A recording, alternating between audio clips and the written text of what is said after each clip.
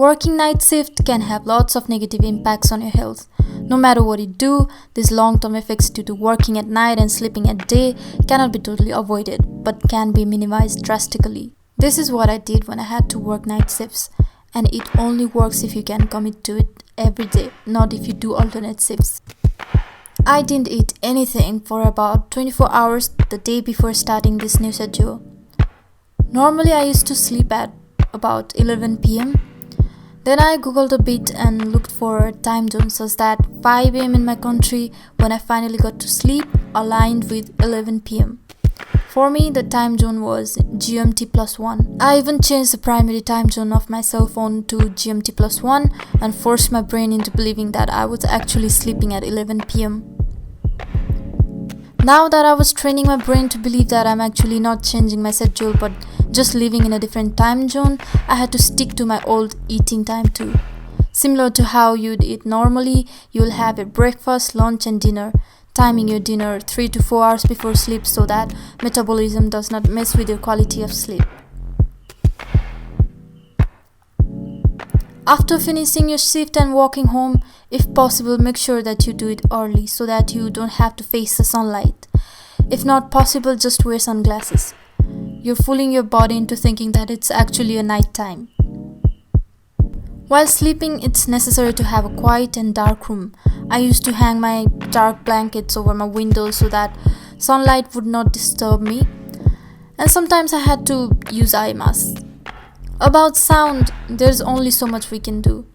7 to 8 hours of sleep would suffice normally.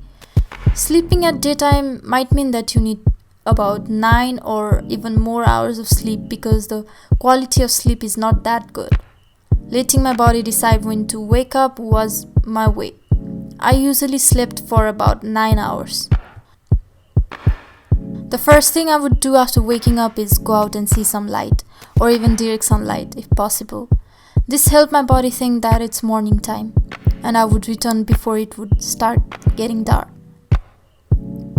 The temptation to sleep early on weekends can be strong when you don't have anything to do and it gets boring. But sleeping too much earlier than normal on weekends only confuses your body.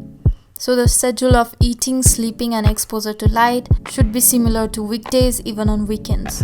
That being said, sleeping just a few hours early may not do much harm and may allow you to wake up early and see the sunlight on weekends if it's not possible to do on other days.